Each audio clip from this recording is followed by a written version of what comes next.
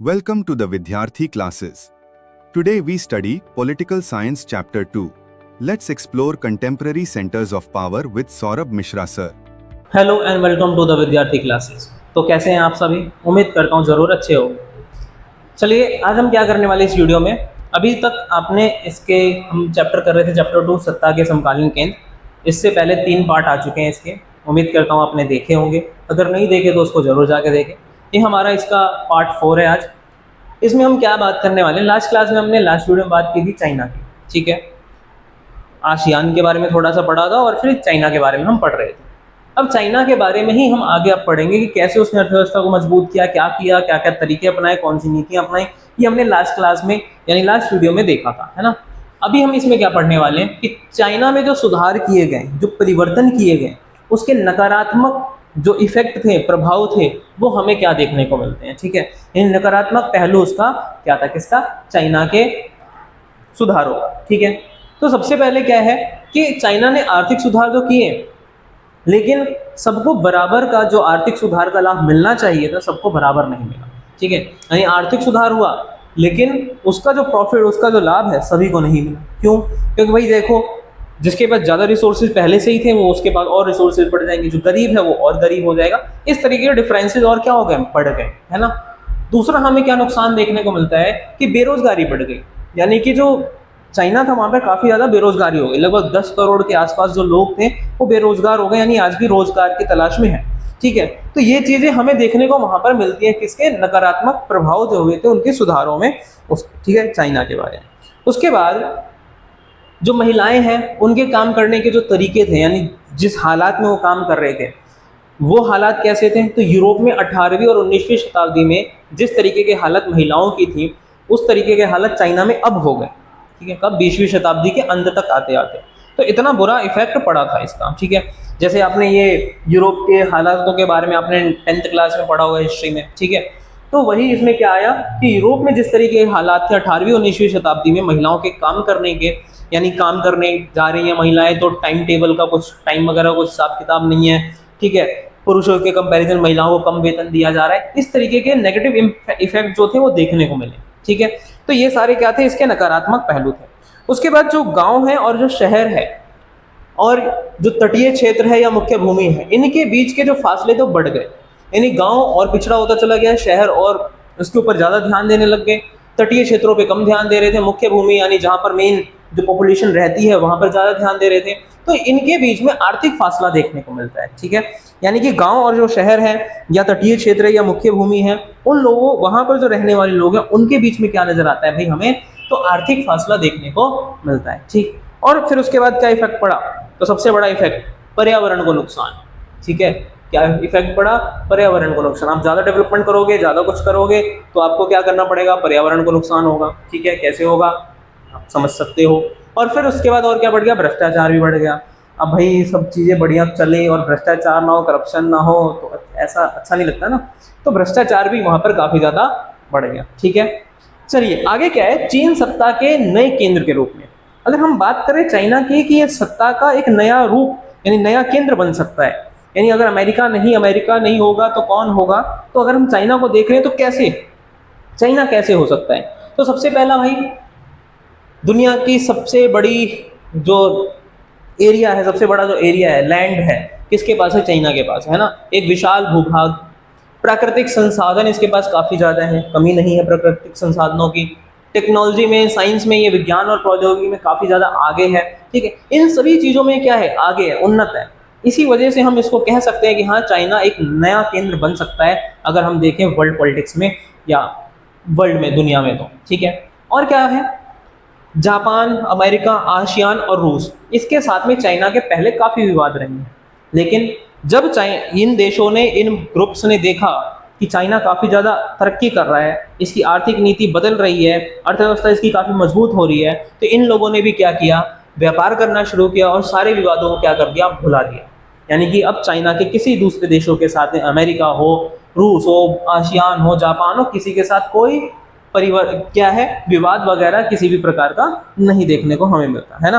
अब उसके बाद नेक्स्ट क्या है कि जो चाइना है वहां उसने क्या किया है, लातिनी अमेरिका और अफ्रीका, इन देशों में क्या किया इसने, निवेश किया, इन्वेस्टमेंट किया है। अब जब अलग अलग देशों में आप इन्वेस्ट करते हो, ठीक, तो उससे क्या होगा, आपको प्रॉफिट होगा। आप व्यापार कर रहे हो अलग अलग देशों में, अपनी फैक्ट्रीज वगैरह, अपनी कंपनीज वगैरह स्टैब्लिश करोगे, उससे आपको भी पता चलेगा, आपके ऊपर भी फर्क पड़ेगा, अर्थव्यवस्था आपकी भी अच्छी होगी। और जिस देश में आप क्या कर रहे हो, इन्वेस्टमेंट कर रहे हो, उस देश की भी अर्थव्यवस्था अच्छी होगी। दुनिया के देशों को लगेगा कि हाँ, चाइना कितना इंपॉर्टेंट है, कि जिस देश में इन्वेस्टमेंट करता है वहां पे प्रॉफिट होता है उसको, उस देश को भी फायदा है उससे।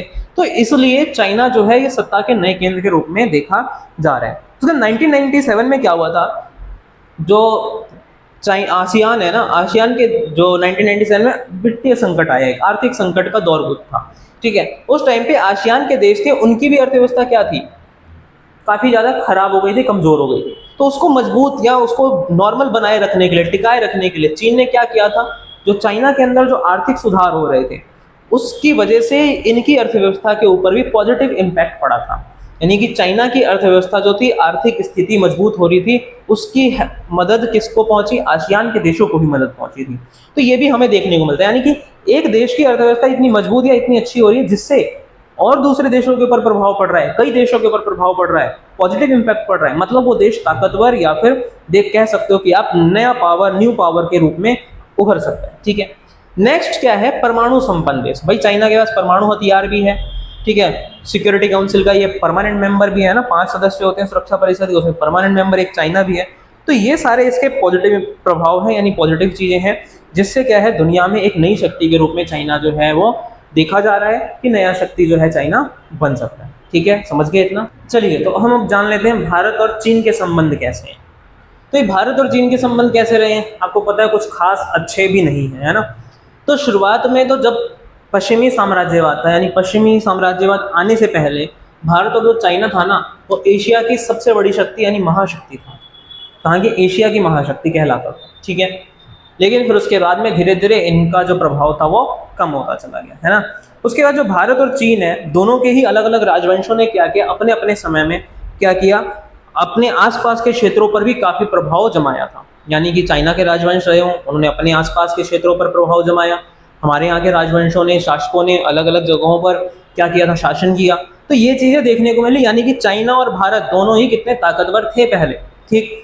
उसके बाद क्या होता है, भारत और चीन है, दोनों का ही सिर्फ दुनिया पे अगर देखें या अपने आसपास में देखें, सिर्फ ये नहीं था कि राजनीतिक प्रभाव रहा हो, उनके आर्थिक प्रभाव भी देखने को मिलता है, धार्मिक और सांस्कृतिक प्रभाव भी देखने को मिलता है।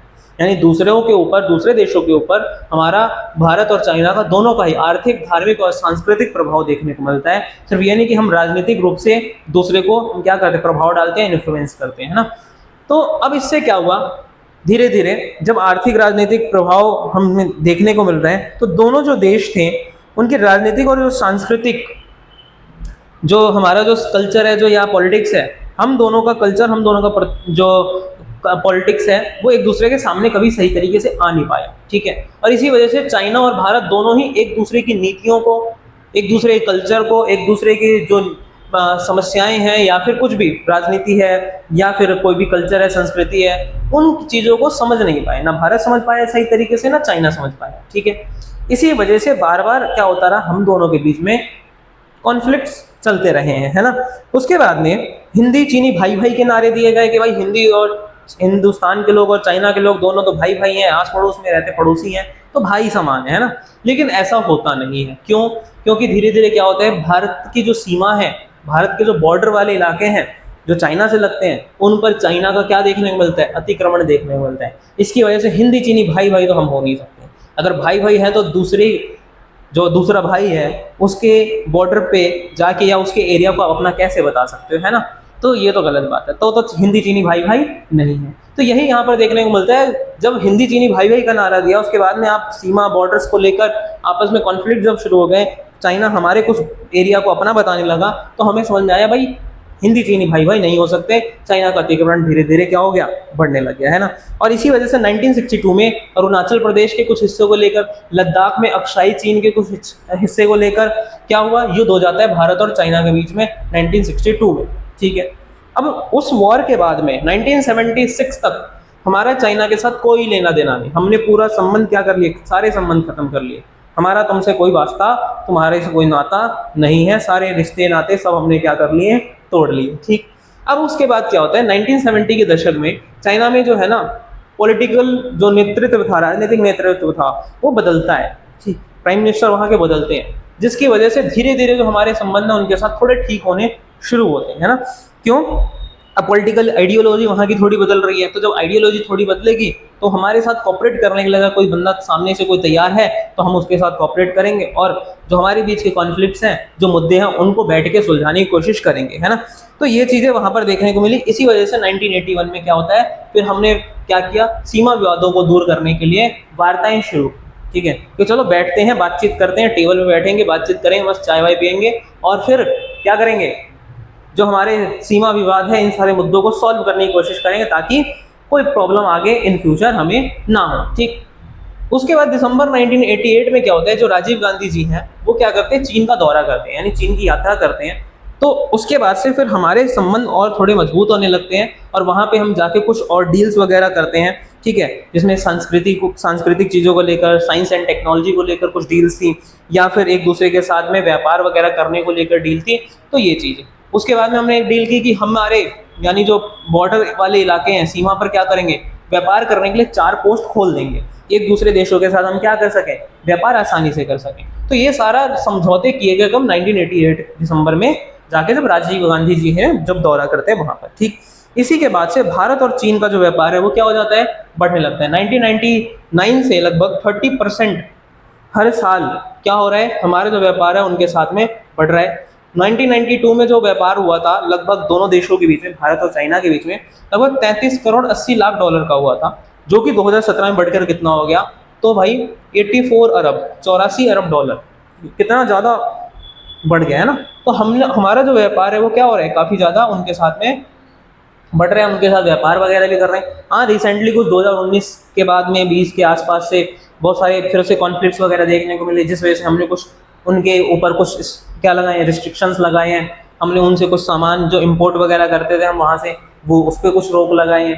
कुछ सोशल मीडिया जो ऐप्स वगैरह या फिर कुछ भी इस तरीके के एप्लीकेशंस हैं उन पर रोक, बैन वगैरह किया था, है ना, ये तो आपको पता ही होगा। तो यही हमारे जो भारत और चाइना के संबंध है कुछ ऐसे ही रहे हैं, कुछ ज़्यादा खास नहीं रहे हैं, शुरू से ही ठीक ठाक थे, बीच में फिर खराब होते हैं, 62 के आसपास आते आते जब हमारे बीच में वॉर शुरू हो जाता है, और उसके बाद में फिर धीरे धीरे कोशिश की जाती है सुधारने की, और सुधारते सुधारते थोड़ा बहुत सुधरता है, फिर कभी कुछ बीच बीच में ये अरुणाचल प्रदेश लद्दाख वाला जो केस है ना, ये तो चलता ही रहता है, ये मुद्दा चलता ही रहता है। कभी वो मैप बदल देता है, मैप में अरुणाचल प्रदेश के कुछ हिस्से को अपने में दिखाने लगता है ना, अपना पार्ट बताता है। तो ये तो पता ही आपको कि उसकी नीति रही है, वो अपने आसपास के दूसरे देशों को भी अपना ही बताने लगता है। ठीक, तो इस वजह से हमारे और उनके संबंध थोड़े से ठीक ठाक हैं, बस ये कह सकते हैं, ना ज़्यादा अच्छे हैं ना ज़्यादा खराब है ना।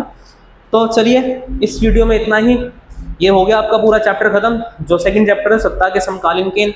अब हम मिलेंगे नई वीडियो के साथ। कुछ भी डाउट हो तो आप ज़रूर पूछिएगा, ठीक है। नोट्स वगैरह तो मस्त आप बना सकते हैं, यहाँ से मस्त लिखा हुआ आपको मिल रहा है, ठीक है। चलिए मिलते हैं नेक्स्ट वीडियो में, तब तक के लिए गुड बाय।